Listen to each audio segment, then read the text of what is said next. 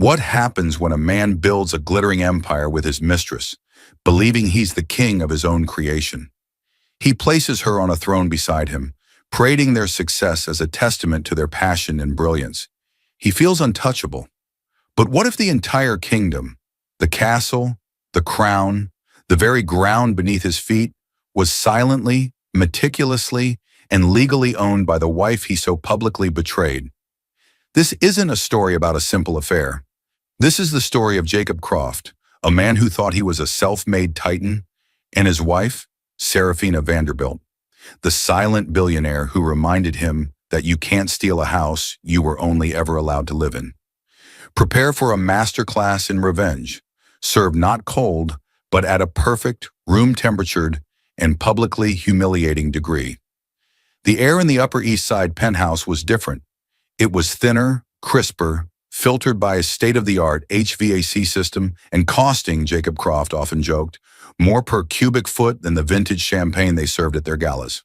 From their 80th floor vantage point, Central Park was a perfect manicured rectangle of green, a world away from the gritty, ambitious streets where Jacob had started.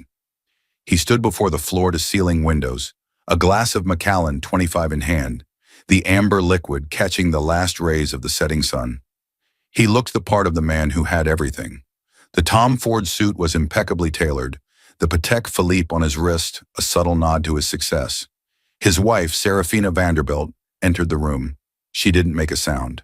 She moved with the kind of inherited grace that couldn't be taught, a stillness that often unnerved Jacob. She was beautiful, not in the flashy, demanding way of the women he saw at board meetings, but in the way a classical sculpture is beautiful, permanent, and a little cold to the touch. Her family, the Vanderbilts, hadn't just come over on the Mayflower. They had likely financed the voyage in several subsequent colonies. Their wealth was old, woven into the very fabric of New York City, and Serafina was its quiet heiress. "The driver is waiting, Jacob," she said, her voice calm and even. She adjusted one of the minimalist silver sculptures on the mantelpiece, a piece by a Japanese artist he could never remember. "We can't be late for the Guggenheim International Gala." "Of course, darling," he replied, turning with a smile that he had practiced to perfection. It was his successful, adoring husband's smile. Wouldn't want to keep Anna Wintour waiting. Their life was a meticulously curated series of such events. Galas, charity auctions in the Hamptons, ski trips to Aspen with other titans of industry. To the outside world, they were a power couple. Jacob Croft, the dynamic founder and CEO of Aura Wellness, the fastest-growing luxury skincare brand in the country, and his elegant, philanthropic wife, Serafina. But the penthouse felt less like a home and more like a museum, Serafina's museum. Her family's money had paid for it. Her trust fund had provided the seed capital for Aura Wellness, a detail Jacob conveniently omitted in interviews. He was the face, the voice, the visionary. He told the story of starting with nothing but a dream and a revolutionary formula based on Arctic algae. The press loved it. They called him the King of Wellness. The problem was, the king felt like a consort. Serafina never flaunted her wealth, never belittled his ambition. In a way, it was worse. She was simply unconcerned.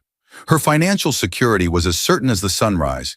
His, he felt, was a performance, a dance he had to keep doing perfectly, lest the music stop.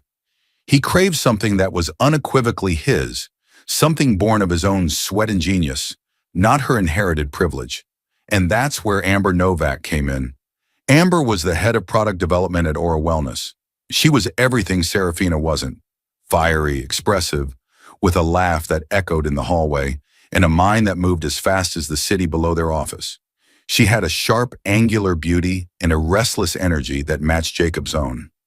While Serafina's approval was a gentle, almost imperceptible nod, Amber's was a shot of adrenaline. "Jacob, that's brilliant," she'd say, her eyes wide with genuine excitement. "No one else is thinking like this." She saw him not as Serafina's husband, but as Jacob Croft, the visionary. She validated the image he so desperately wanted to be real. Their affair started, as most do, in the hazy territory of late-night work sessions and shared victories. A lingering touch over a lab sample. A business dinner that stretched past midnight, fueled by expensive wine and escalating confessions. With Amber, he felt seen. With her, he was the creator, the master of his universe. The sleek, minimalist office of Aura Wellness, with its white marble and brushed gold accents, felt more like his kingdom than the silent, opulent penthouse he shared with his wife. The turning point came when Aura Wellness landed a coveted feature in Vogue.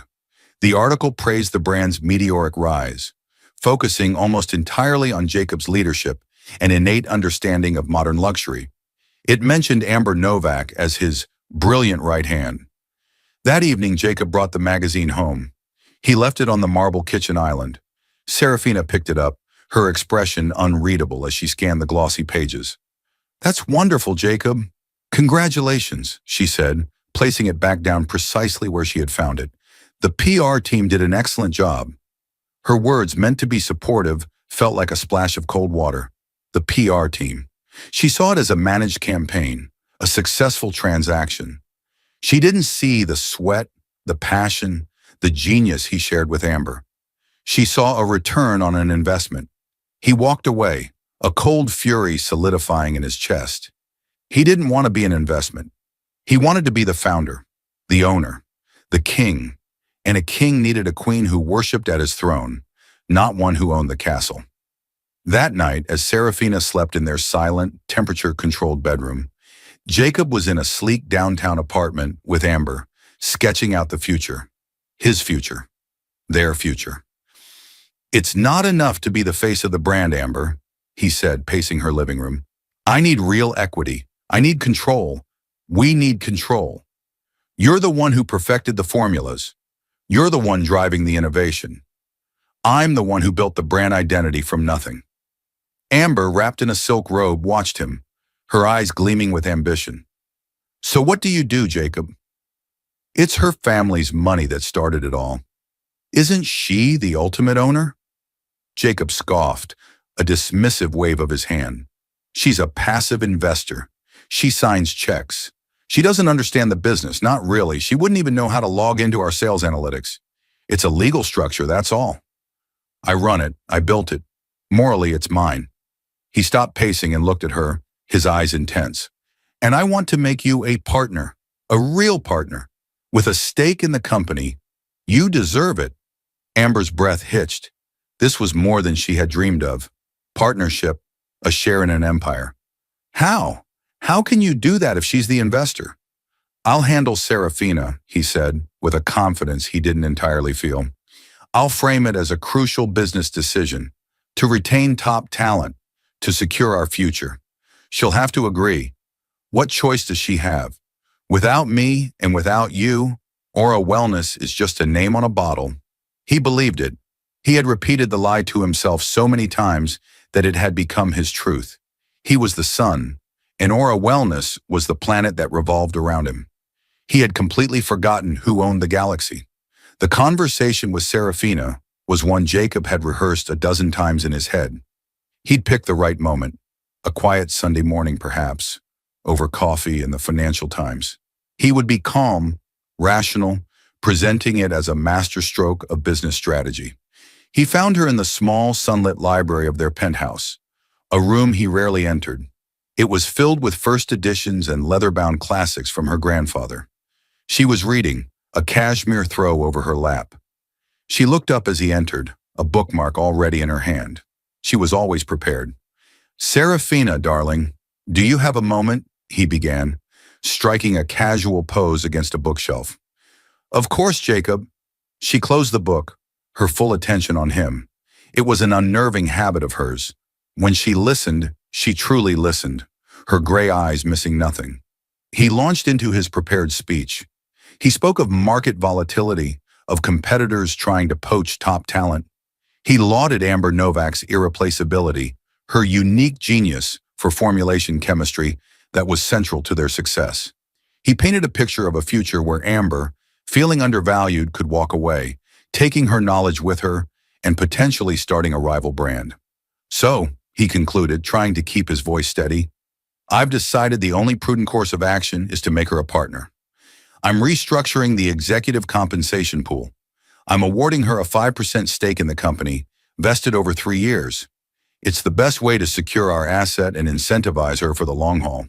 He watched her, waiting for the questions, the arguments, the concerns about diluting the value. He was ready to counter every point. Serafina was silent for a long moment, her gaze distant, as if she were calculating complex variables in her head. Jacob felt a bead of sweat trickle down his back. Then she gave a small, almost imperceptible nod. If you believe it's essential for the stability and growth of the business, Jacob, then you have my support. Jacob was so stunned by the lack of resistance, he almost stammered. Really? That's it? A faint, enigmatic smile touched her lips. You are the CEO. I trust you to make the decisions you feel are necessary to protect the company. Just have our lawyer, Marcus Thorne, draw up the paperwork. I'll sign whatever is needed. He felt a surge of triumph, so powerful it was dizzying. It was that simple. She didn't even care. It proved his theory. She was just a name on a document, a passive, disinterested benefactor. He was the true power. Excellent, darling. Truly. This is a huge step forward for us, he said, his relief making him magnanimous. For the company, she corrected him gently, opening her book again. The audience was over.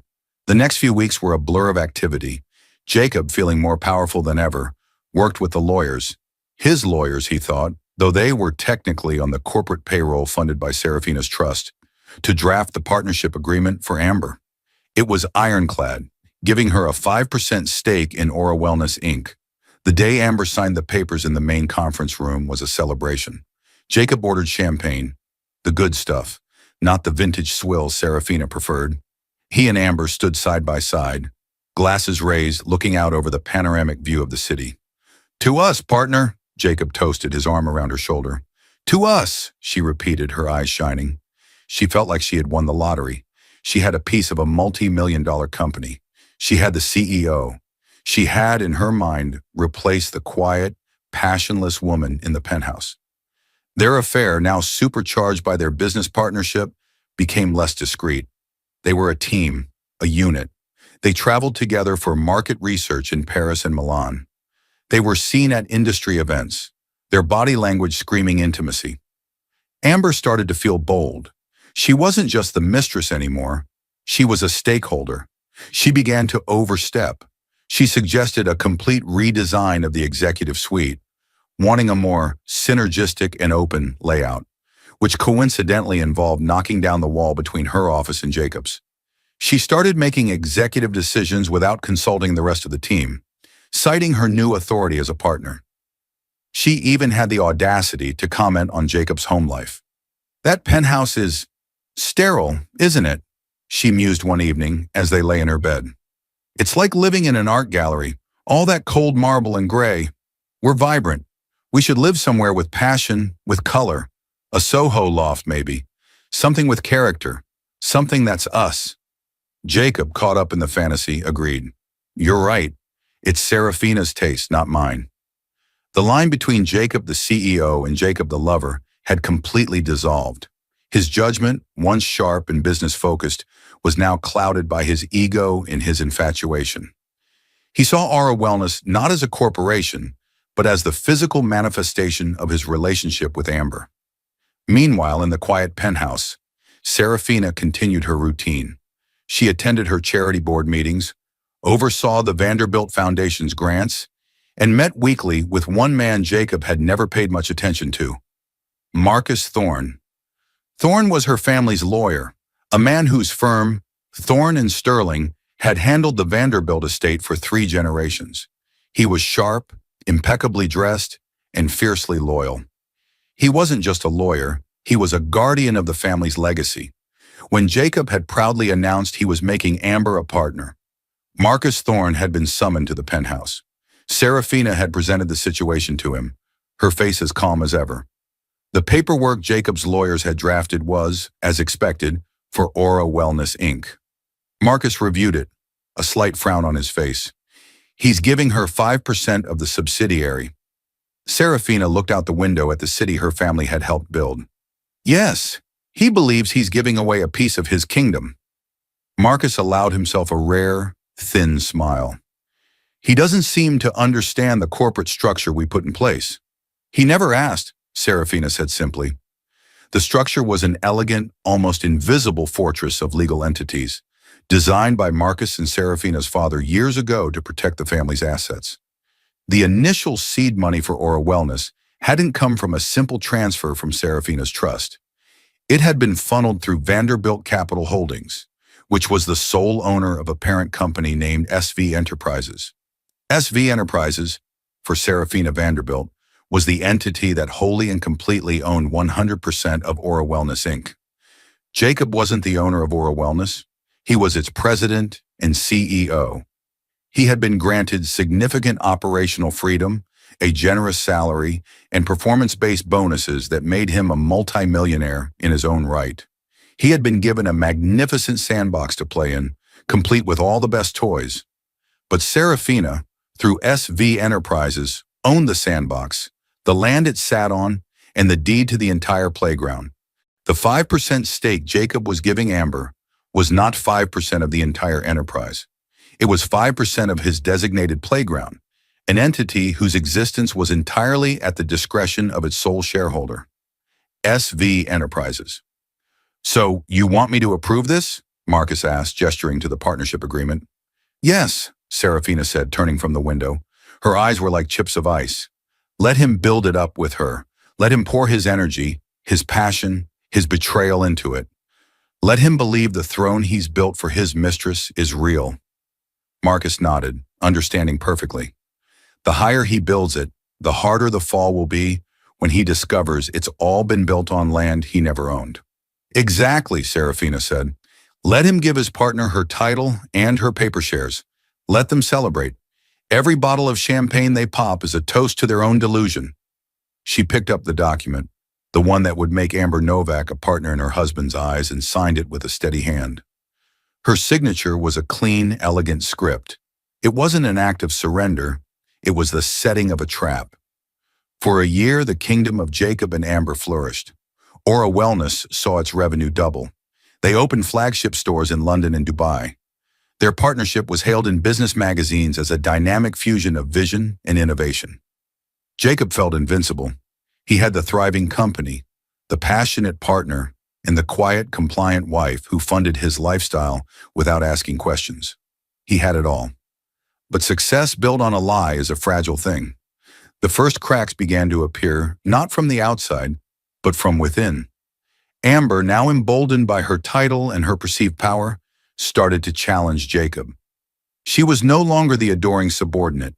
She was a partner, and she wanted her voice to carry equal weight. The argument started in the boardroom. She would openly disagree with his marketing strategies, pushing for edgier campaigns he felt were off-brand. "We need to be disruptive, Jacob," she'd argue in front of their executive team. "The minimalist, quiet luxury thing is Serafina's style. It's not us. We're bold." The tension bled into their personal life. The Soho loft they had dreamed of remained a fantasy, as Jacob couldn't bring himself to leave the Vanderbilt penthouse and the immense financial security it represented. "We'll do it when the time is right," he'd say, a line that started to sound hollow even to himself. Amber grew resentful. She had the title of partner, but she still felt like the other woman, hiding in the shadows of the immense, silent power of his wife. She wanted the public recognition. She wanted to be the woman on his arm at the Met Gala, not just at a trade show in Las Vegas.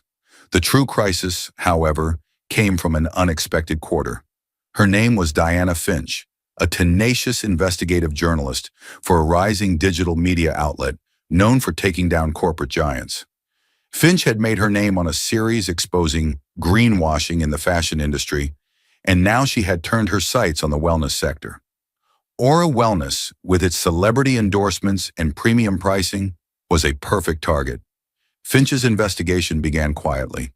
She started digging into the brand's signature ingredient, the proprietary Arctic algae complex. Jacob had built a myth around it, of a rare, hand-harvested organism with miraculous regenerative properties.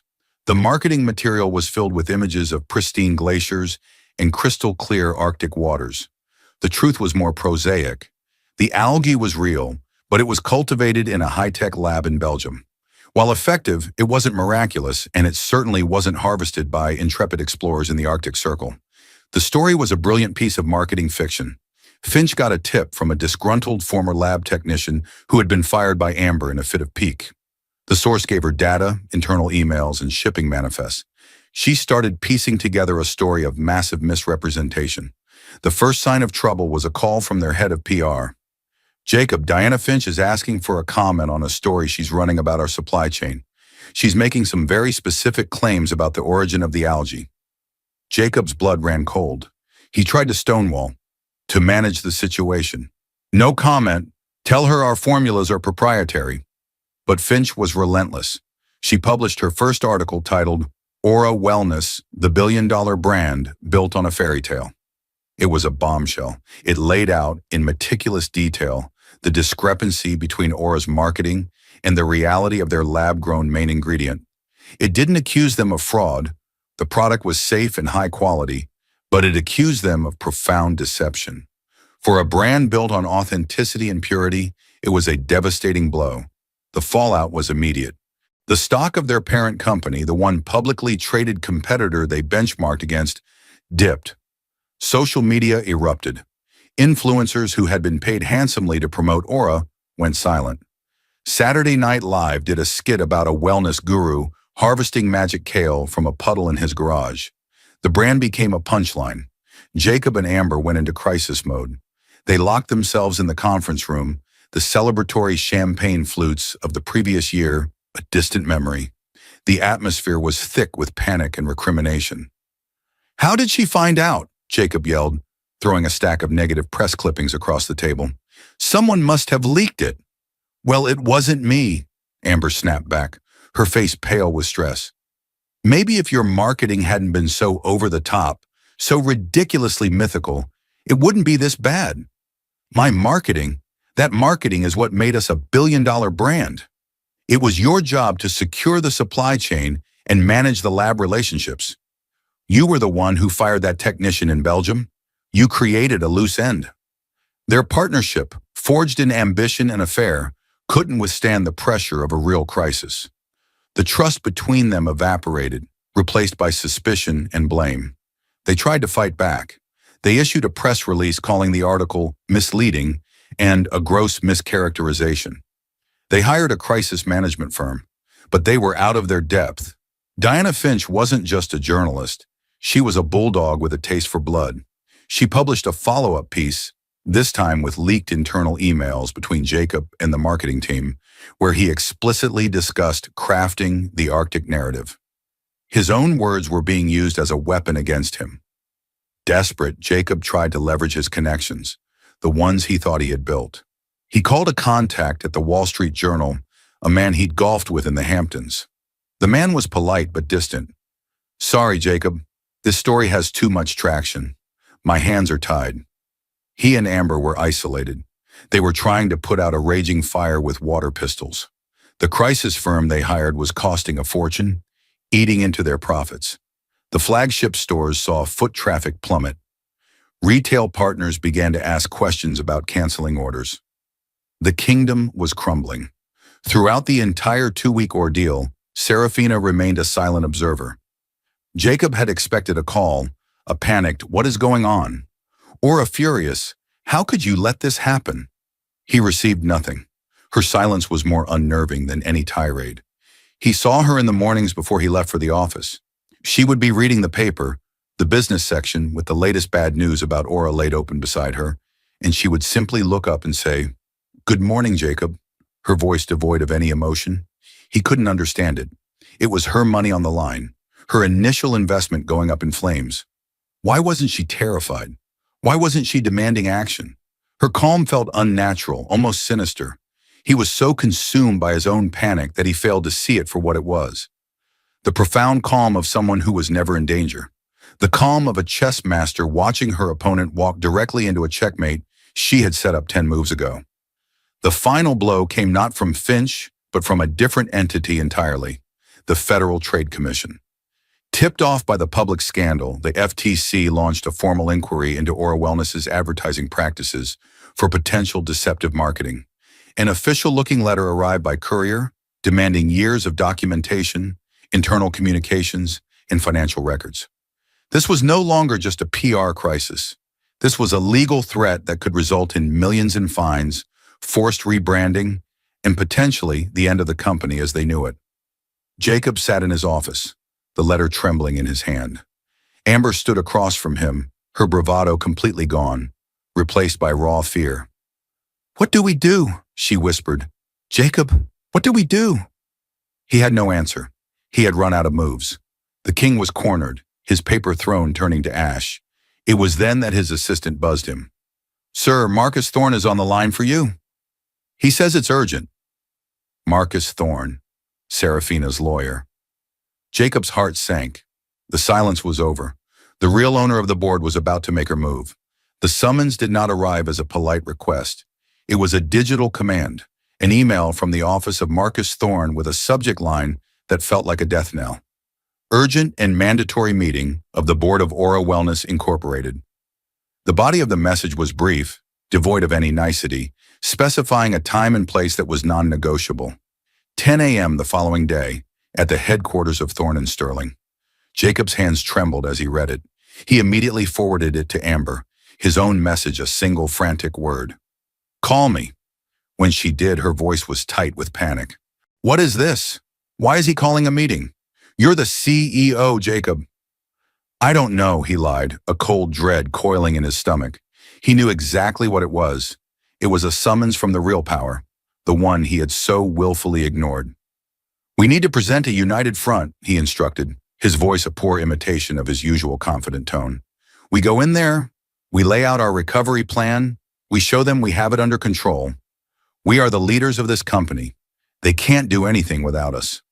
They spent the night huddled in Amber's apartment, papers spread across the coffee table, trying to cobble together a strategy. But their frantic energy was underpinned by a shared terror. The bravado and passion that had fueled their rise was gone, replaced by the grim reality of two co-conspirators about to face a judge they couldn't bribe or charm. The next morning, the taxi ride to Midtown was silent and heavy. The trendy, vibrant aesthetic of their own office, with its sun-drenched white marble and optimistic greenery, was a world away from the destination. Thorne and Sterling occupied 4 floors of a granite-faced skyscraper that seemed to absorb the city's light rather than reflect it.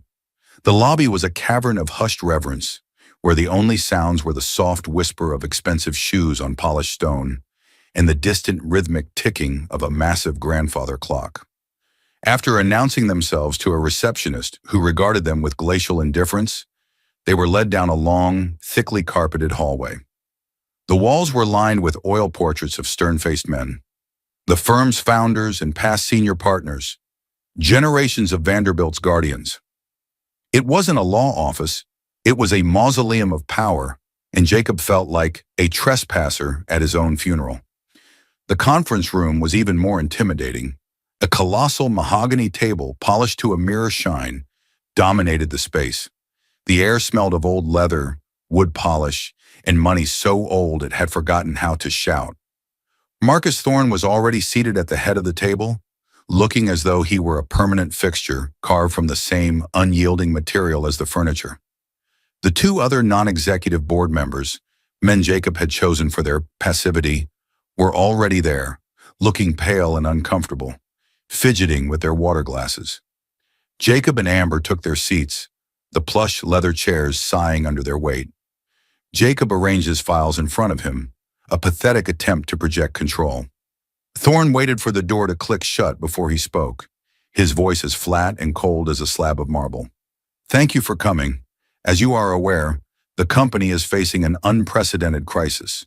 The FTC inquiry, coupled with the catastrophic reputational damage from recent media reports, has put the entire enterprise at risk." Jacob cleared his throat, launching into his rehearsed defense. "Marcus, I understand the concern, but we have a robust plan in place. Our crisis management team is preparing a comprehensive response to the FTC. We are in the final stages of securing a new celebrity ambassador, think someone on the level of Jennifer Lawrence, to headline a campaign focused on rebuilding consumer trust.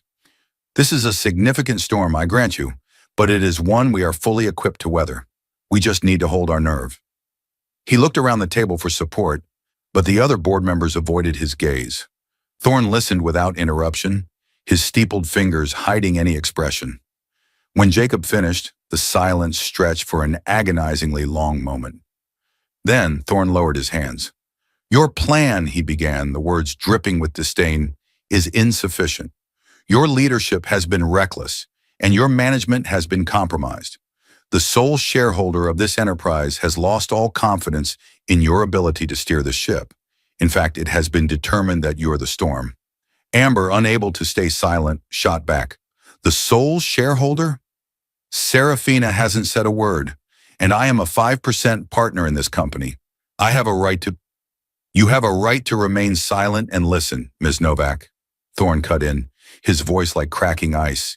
He nodded to one of his junior associates. "Lights, please."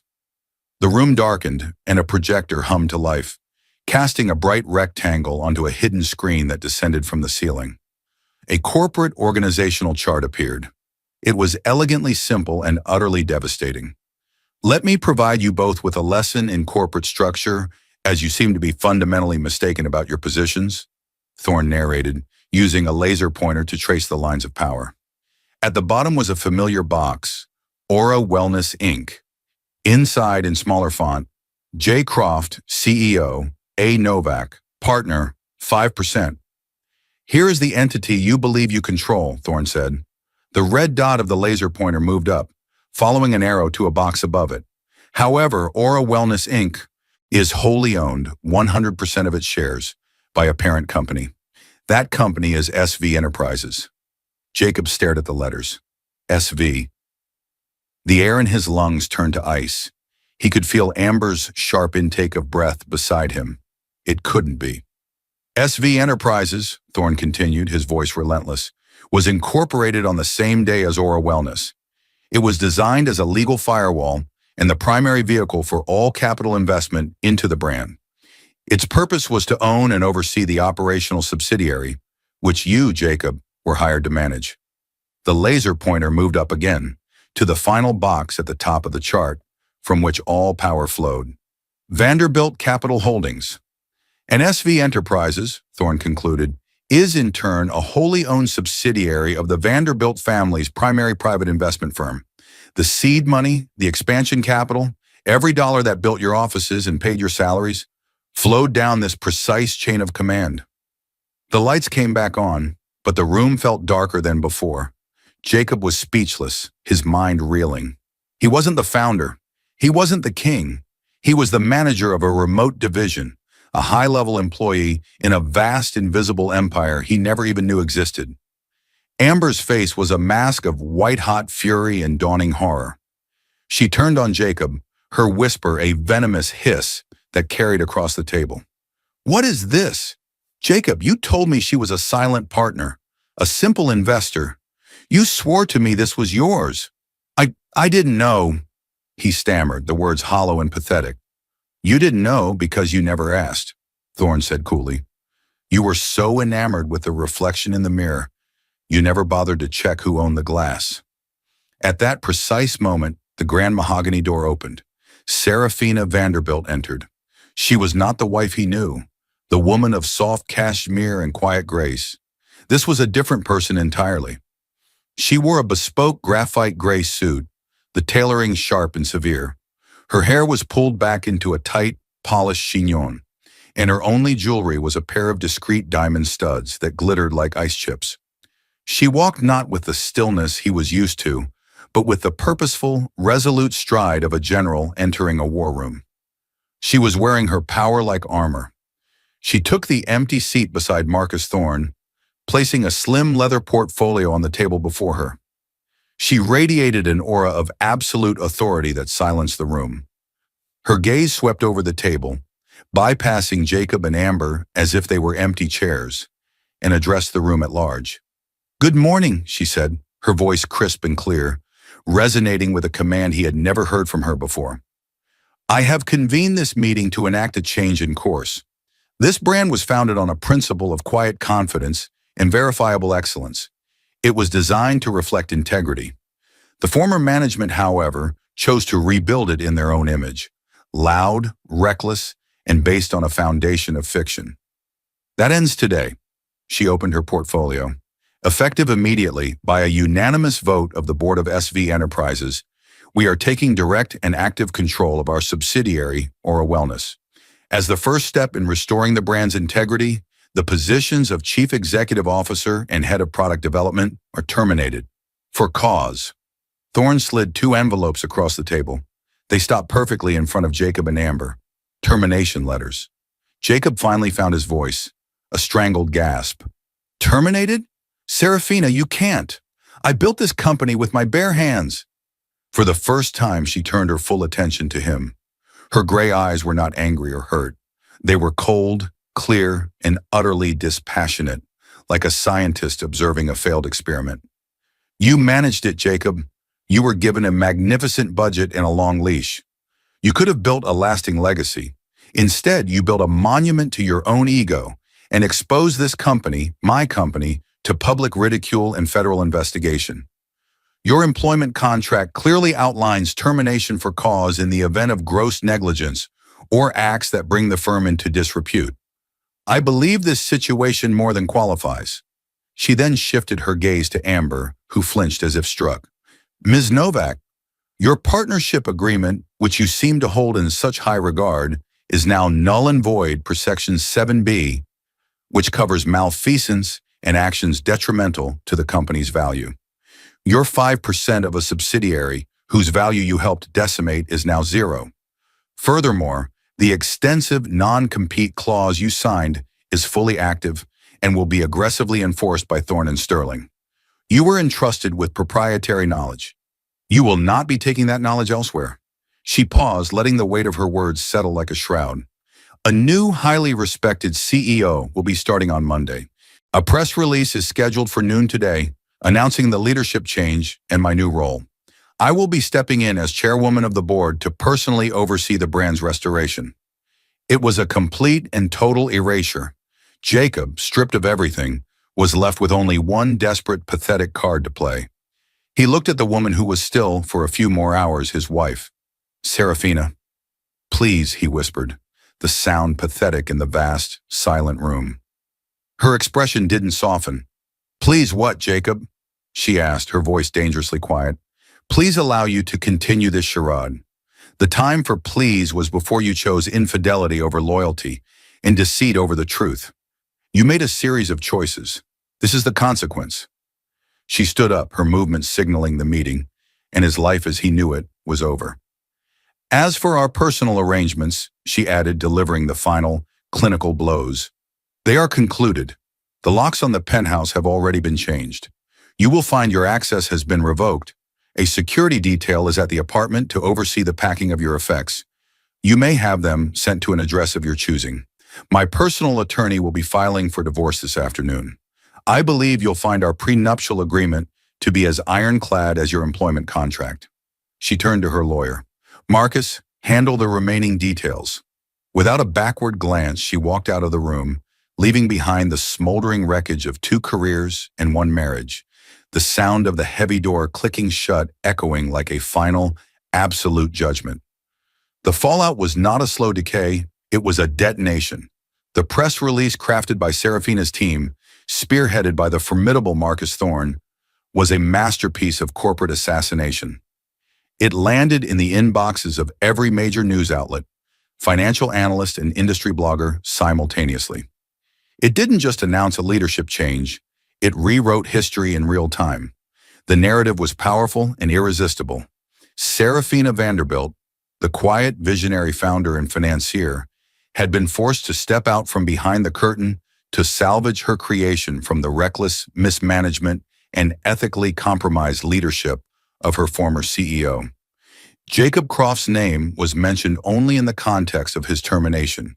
The phrase misguided marketing strategies was a surgical euphemism for the lies he had told.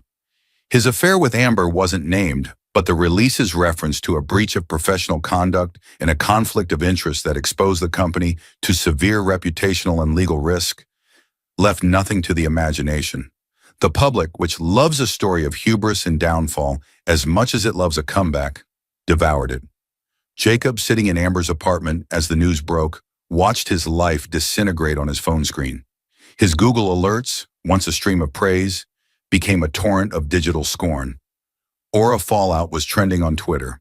He tried calling his most trusted contact at the Wall Street Journal, a man with whom he'd shared cigars and boasts of future conquests. He didn't get past the man's assistant. "Mr. Davenport is in a meeting," she said, her voice dripping with practiced disinterest. He tried his friend from a venture capital firm. The call went straight to voicemail.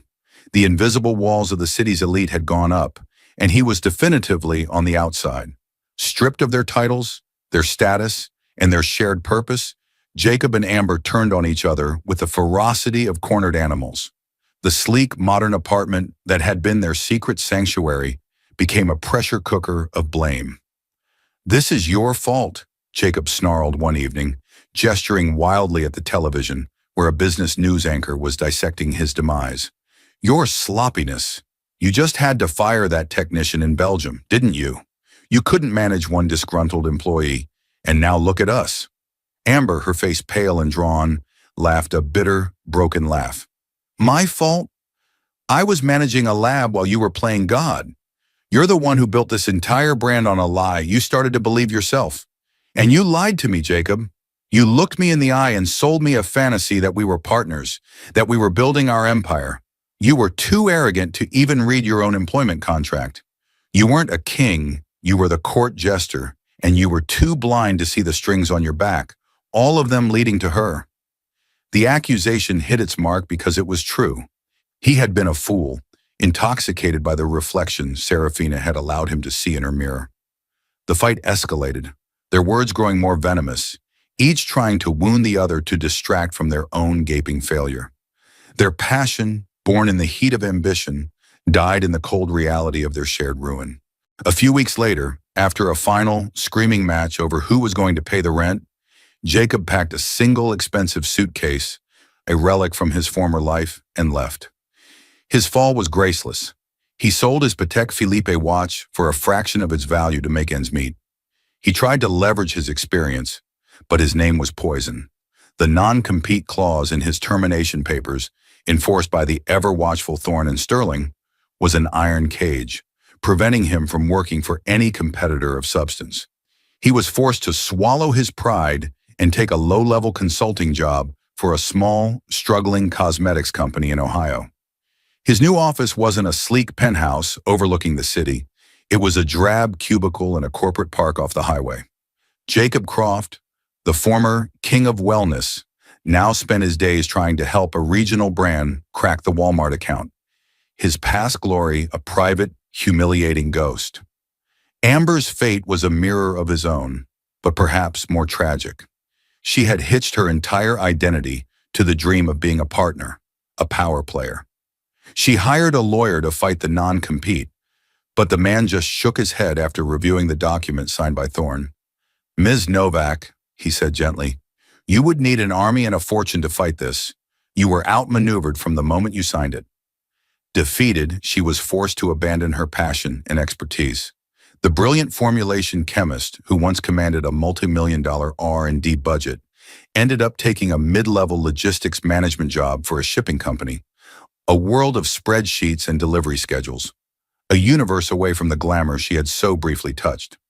While they faded into obscurity, Serafina Vanderbilt rose like a phoenix. She didn't just rebrand Aura Wellness, she resurrected it.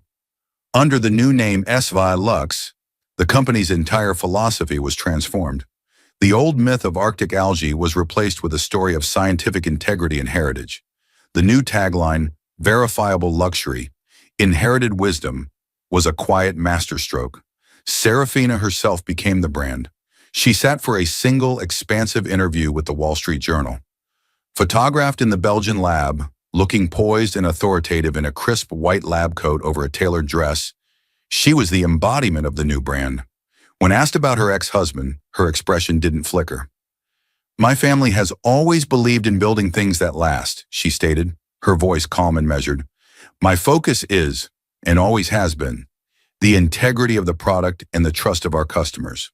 When I saw that both were being compromised, I took the necessary steps to protect my investment and reaffirm our core values." The new marketing campaign was a revelation. It featured close-ups of the scientific process, interviews with the PhD chemists on her team, and a traceable ingredient list for every product. It was radical transparency as the ultimate luxury. The market didn't just approve, it fell in love. Wealthy consumers, tired of marketing fluff, flocked to the brand. At lunches in Upper East Side bistros, the story was whispered with admiration. "Did you hear? She owned it the entire time. He was just running it for her. I'm switching from Lemaire. I want to support her." The FTC inquiry concluded with a manageable fine, which Serafina's new company paid without comment, its cooperation and new direction praised by the commission. SV Lux's profits in its first year surpassed Aura Wellness's best year by 30%. Serafina, once a silent figure in the society pages, was now lauded on the covers of Forbes and Fortune, a new icon of female leadership and quiet strength. One crisp autumn evening, a year after the reckoning, Serafina stood at the floor-to-ceiling window of her penthouse. The city glittered below, no longer a backdrop for her husband's ambition, but a kingdom she commanded. The divorce was final. The apartment, once a silent museum of her taste, now felt like a true home. Her home. She had proven herself not just a worthy steward of the Vanderbilt legacy, but a brilliant architect in her own right, honoring her father's shrewdness by not just preserving wealth, but by defending it and making it grow. She held a cup of jasmine tea, its warmth seeping into her hands. There was no bitterness in her heart, no giddy thrill of victory. There was only the profound, satisfying calm that comes from a complex plan perfectly executed. She hadn't just fired her husband and his mistress, she had dismantled the very reality they thought they had created, revealing it to be nothing more than a stage she had built and could tear down at will. She had taken back her company, her money, and most importantly, her name. She was no longer Serafina Vanderbilt Croft, the elegant wife. She was Serafina Vanderbilt, the woman who had built an empire, let a fool play king for a day, and then, when the time was right, had calmly, quietly, and completely reclaimed her throne. That, right there, is a masterclass in the long game. It's a story that proves real power isn't about being the loudest person in the room. It's about owning the room itself. Serafina Vanderbilt didn't just win a battle over an affair. She won a war for her own identity, leveraging the very tools of her gilded cage, her wealth, her connections, and her formidable intelligence, to dismantle the fantasy world her husband and his mistress had built. She reminded everyone that a throne given can always be taken away, especially when you're the one who funded its construction from the start.